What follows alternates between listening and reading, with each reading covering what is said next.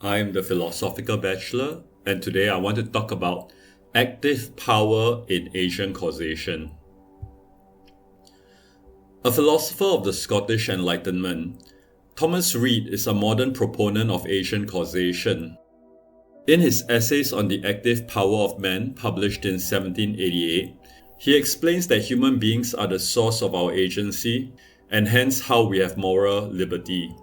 I will specifically be examining Essay 4, of the liberty of moral agents.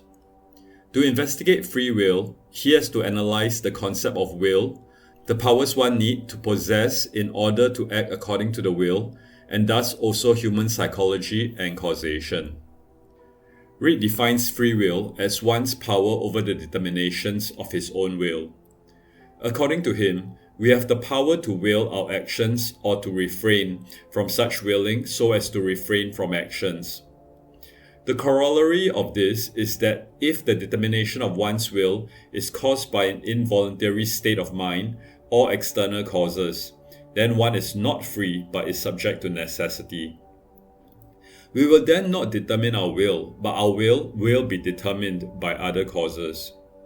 To be able to will something, we need to have a degree of understanding as gives the conception of that which we will, and some degree of practical judgment or reason. We need to be able to understand what it is that we want so as to be able to judge, using our reason, if that thing is suitable for us. Hence, free will entails having reason, which comprises two abilities. 1.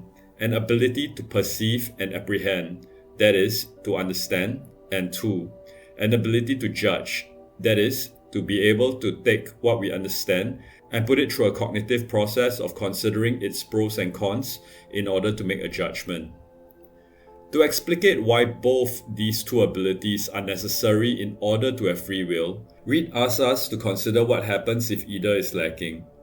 If one lacks the ability to reason, whatever we decide will be decided in the dark. Such judgments would then neither be right nor wrong, wise nor foolish, since the agent has no capacity to foresee its consequences, nor has any reason to act otherwise. The power of free will would then be given in vain, since we will not be able to exercise proper judgment because we do not understand the things we are to judge.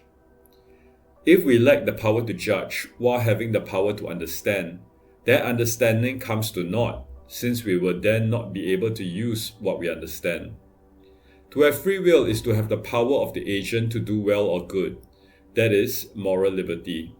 If determinism is right and all our acts are necessitated, then the question of morality does not arise, since praise or blame cannot be attributed to one's acts, even if these acts turn out to have good or bad consequences. Reid gives an example of mental illness which causes one to do harm, but any extenuating circumstances will apply. Just like we blame a person who on his own volition throws a rock to hit another, and not the rock itself, any praise or blame should go to the one who made the determined person the way he is. Reid is a Christian, so he is not saying that God should be praised or blamed. Instead, his point is that God made us with free will, so determinism must be wrong. Those who advocate determinism will be in danger of impiety. Reid notes that this moral liberty a man may have, though it do not extend to all his actions, or even to all his voluntary actions, for instance, instinctive or habitual actions, which he could possibly refrain from but often just proceed unthinkingly. In Essay 3 of his book, Reid makes the distinction between the mechanical, animal, and rational principles of action. Mechanical actions include instincts and habits, which we have no voluntary control over.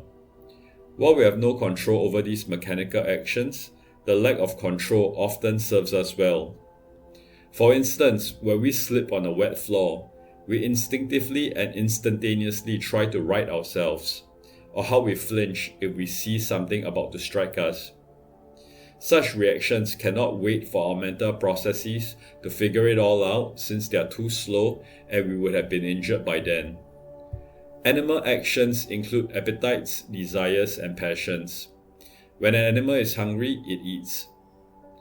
Reid attributes rational actions only to human beings. such as duty towards the good. Lacking reason, non-human animals lack the power of self-government. Animal acts are driven by passion, appetite, affection, or habit, acting according to whichever is strongest at the time. They have to obey their strongest inclination. They are not even aware of such an obedience even as they obey. Human beings do have animal passions. Normally when we are hungry, we eat, but if we have a rational cause not to, for instance, we are on a hunger strike, then we may refrain. We are not necessarily swayed by our strongest inclination. We are able to say no to our inclinations. The principle of sufficient reason, that for every effect there is a cause, is often cited in defense of determinism. However, it does not conflict with libertarian free will. If a decision made by the will is the effect, what caused the will to decide as it did? Asian causalists assert that a person himself can be the ultimate cause, a true maker of his decisions, which are freely willed. If a person can be the cause, then that person has active power as an agent that has the ability to act to produce the effect. If the person is not the cause but is merely passive, as one acted upon to produce the change, then he lacks the hypothesized active power of the will.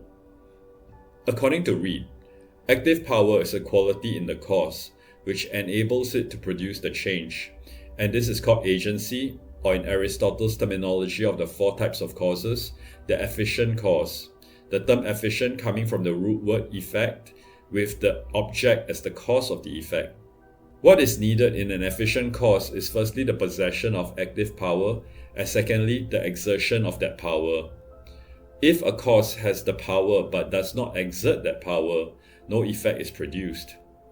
If one is said to have the power and yet is unable to exert that power because of constraints, then one does not in fact have the power, at least in that particular moment, though one may have that power in general. An important element in Reid's method is his appeal to common sense. He tells us that one way of knowing what falls under common sense is to look at the development of language. By tracing the sentiments of nations by the structure of their language, we can uncover our understanding of what is regarded as common sense. However, both common sense and language are problematic as bearers of truth. What was common sense in the past has turned out to be false. For example, the Earth being flat, the Earth as center of the universe, that certain groups of people are inferior, such as colonial subjects, women, homosexuals, or non-white people, hence demonstrating that common sense, while widely considered as correct, may be merely a presumption, sometimes unjustified, sometimes plain false, or a mere prejudice. On language, how we understand something and express it in language may not be how it is actually in reality. For instance, just because we call an object red does not mean it is red in reality, but merely just red for us. Hence I shall not dwell on his arguments based on common sense and language, though his point that the burden of proof lies on those who defy the understanding people have based on common sense is worth considering. Those who deny common sense intuitions are the ones who have to provide evidence to contradict what is commonly understood. To investigate free will, we must investigate how things are caused. Reid defends causation against David Hume's attack. Hume argues that the common understanding of causation, that there is such a thing as a cause causing an effect, is wrong. An empiricist, Hume explains that we have never observed cause, but what we do see is constant conjunction, priority in time, and contiguity in time and space. By habit, that is, induction, we then come to understand the concept of causation. Reid's response is that we have within us the concept of efficient cause. Even the first time we observe one event preceding the other, we may already draw the connection between cause and effect, while Hume's conception requires multiple repeated instances in order to form the habit he alludes to. Secondly, things that exhibit constant conjunction, priority, and contiguity may not necessarily have causal relations. Reid's example being night and day. Night does not cause day, and neither day night, despite having the three criteria Hume posit. Hence Reid, to use Immanuel Kant's terminology, thinks that the concept of causation is a priori found in the minds of all men very early. How is change caused? For an object to change, it either is the source of the change, itself being alive and possessing an active power that can make the change, or the change is ultimately caused by something else which is alive and possessing active power. The former is the impetus for animism, an early religious belief where everything has a soul, coming from the Latin word anima for soul. We still see the same today in children's stories, where non-living things and animals think and speak. We have since come to recognize that non-living things cannot possibly be the origin of change, since they are not alive and hence can possess no active power. Thus it must be the latter, beings that are alive with active powers, that are original causes of change. It is one thing to cause change and another to investigate the causes of change. Investigating the causes of things is what beings with intellect have a natural desire to do. Reid finds no evidence that non-human animals conduct investigations into causes. Thinkers alternatively have proposed that the laws of nature are causes. Yet laws of nature cannot possibly be causes, since they are not endowed with active power and therefore cannot be causes in the proper sense. They are only the rules according to which the unknown cause acts. How about motives as cause? Motives have been put forward by some determinists to be what cause our choices. Reid summarizes their argument. Where there are contrary motives, the strongest must prevail. We reason from man's motives to their actions as we do from other causes to their effects. If man be a free agent and be not governed by motives, all his actions must be mere caprice. Rewards and punishments can have no effect, and such a being must be absolutely ungovernable. Reid admits that motives have an influence, but influence does not completely determine our willed choices. In fact, motives suppose an efficient cause and can do nothing without it. Motives exist in a mind, having no existence of its own outside a mind. Hence, according to Reid, by having no independent being of their own, motives are unable to act, similar to how advice or exhortation cannot act but can influence, which still leaves us our free will. Defenders of motive argue that a rational person will act according to the best motives, and to do otherwise is irrational. Hence, rational beings are unable to do otherwise and thus do not have free will. Reid retorts, to say that he does not act freely because he always does what is best is to say that the proper use of liberty destroys liberty, and that liberty consists only in its abuse. A rational person has the power to act in whichever possible ways, and if he exerts his power to act according to the better way, he still has to exert that power, while to be subject to necessity is to have no power at all. Hence, to act according to the influence of motives is consistent with liberty, and in fact presupposes it. Besides, we do not always act in accordance to our motives. Firstly, not every action requires deliberation. For instance, the instinctive actions here discussed under mechanical actions. For actions that do require deliberation, there may be equally compelling motives for the various choices.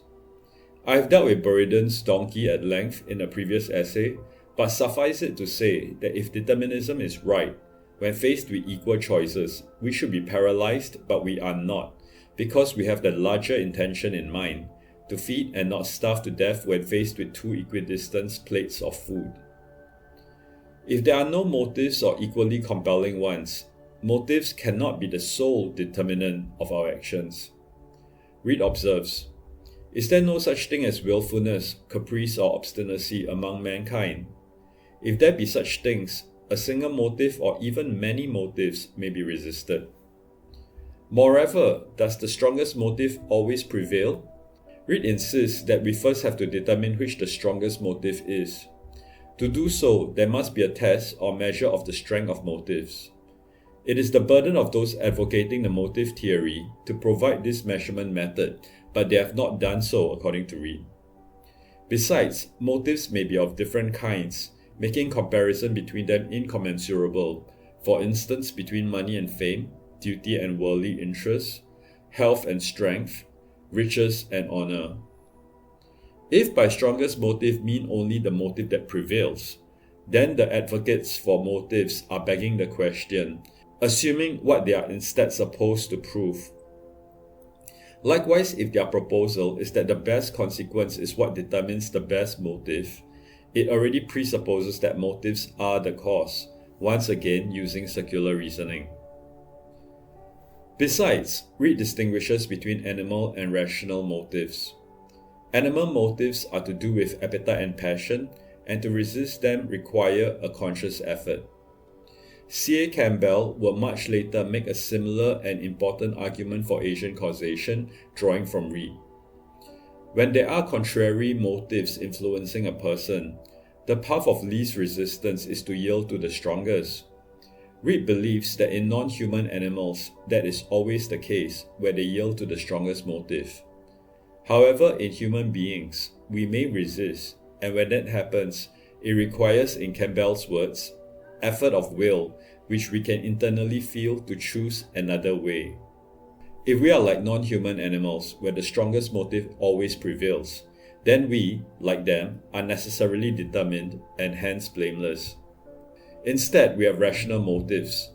Their influence is upon the judgment by convincing us that such an action ought to be done, that it is our duty or conducive to our real good or to some end which we have determined to pursue. They convince, but they do not impel, writes Reid. When rational motives excite passions of hope, fear, or desire, they may add to our conviction, but conviction can also be without passion.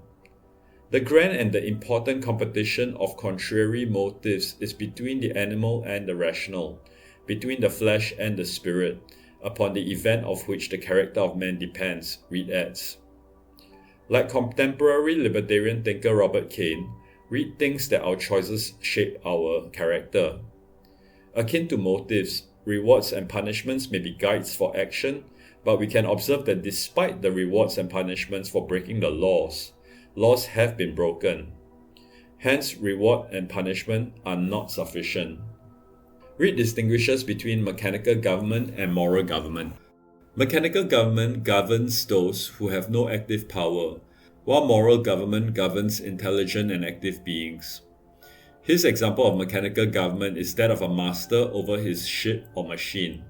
Speaking strictly, the ship does not decide by itself where to go. It is the shipmaster who directs the rudder of the ship to make it go where he desires. Reid's second example is between the puppet and the puppet master. If the puppets act well or poorly, the audience will not consider it the puppet's credit, but the one controlling the puppets. Reid writes, "No reasonable man imputes either praise or blame to the puppets, but solely to their maker or their governor."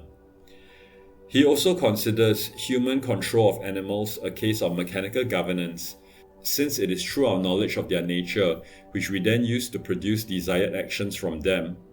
For instance, training an animal by using reward and punishment as an inducement. As for moral government, laws are prescribed by the rulers for the people to obey, but unlike the puppets or the ship, the people have the power to obey or disobey.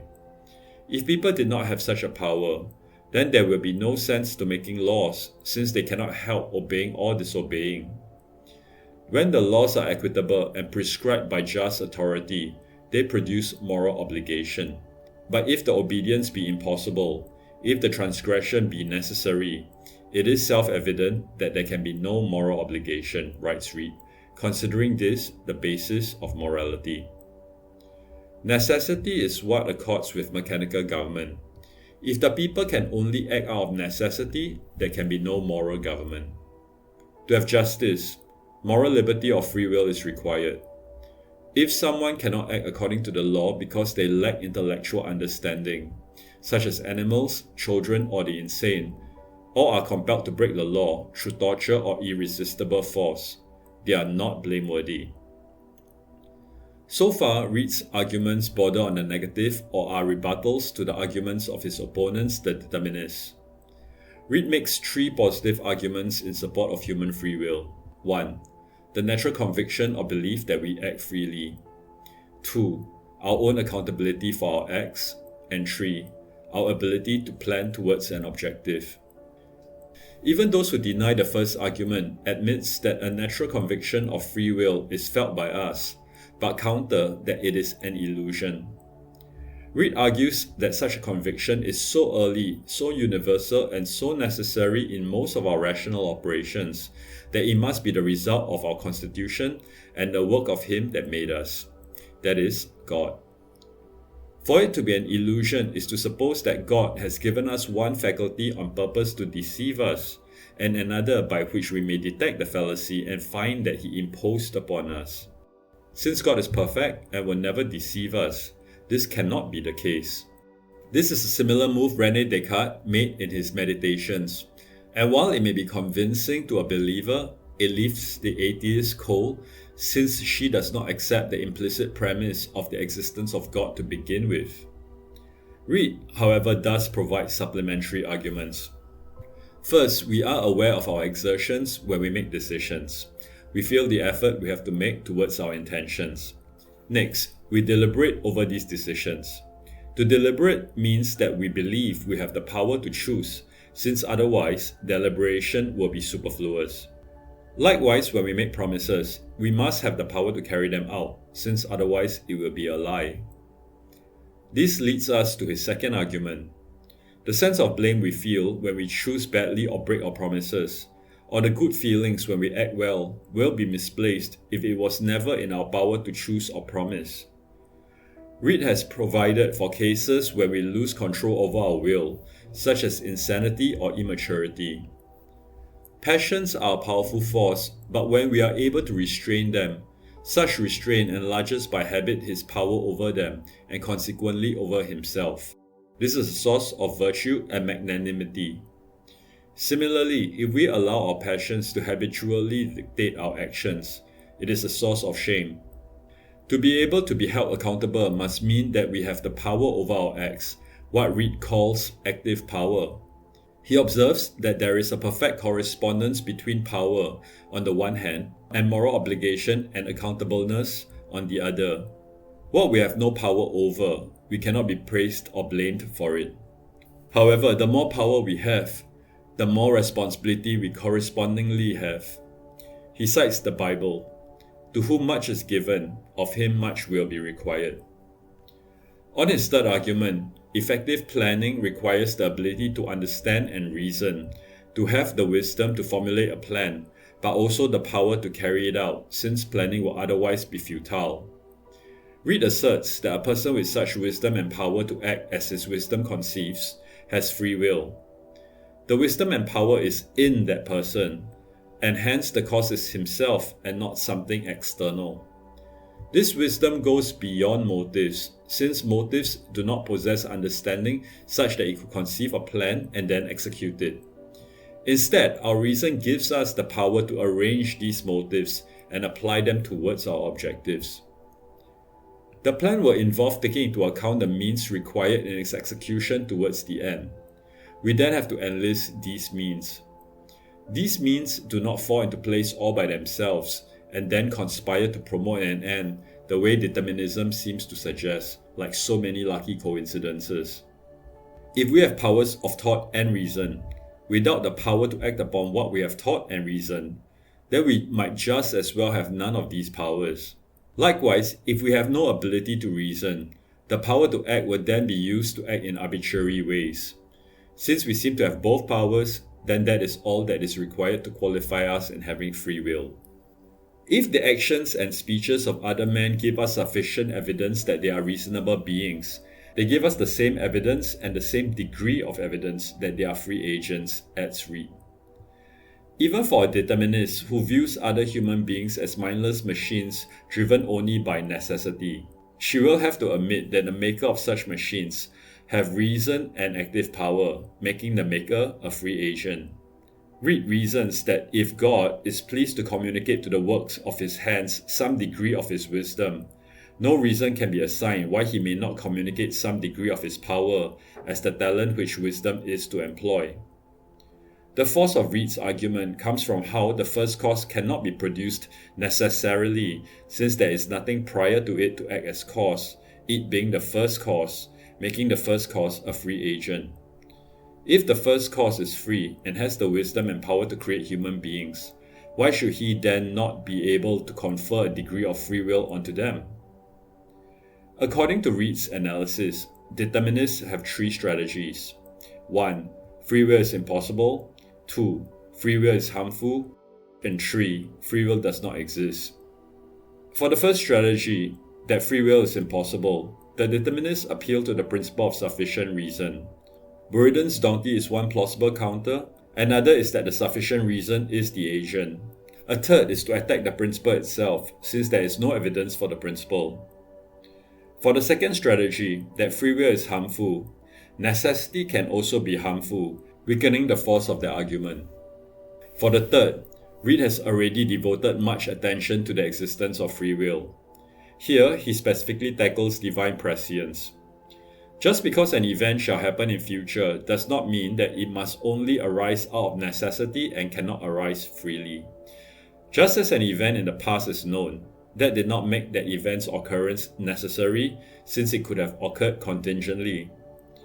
What can it then mean to have knowledge of contingent things? Reid explains the paradoxical nature of such knowledge. That all the actions of a particular man should be distinctly foreseen, and at the same time that man should never be brought into existence, seems to me to be a contradiction. And the same contradiction there is in supposing any action to be distinctly foreseen and yet prevented. For if it be foreseen, it shall happen, and if it be prevented, it shall not happen and therefore could not be foreseen. Another key determinist argument hinges on materialism. If, however, determinists can agree that material arrangements can yield a thinking being, why should it not also yield a being with free will? Hence, materialism does not imply determinism. Reid's point is that arguments considered to be supporting determinism do no such thing on further analysis. If they seem to, it is only because they beg the question. Reid argues that the practical behavior of a determinist does not differ from a libertarian. Both make plans, allocate praise and blame to others similarly, and fear umbrage when injured and joy when they do the right thing. While determinism may pose as a theory, it has no basis in the practical actions of its adherents. Thank you for listening to the Philosophical Bachelor.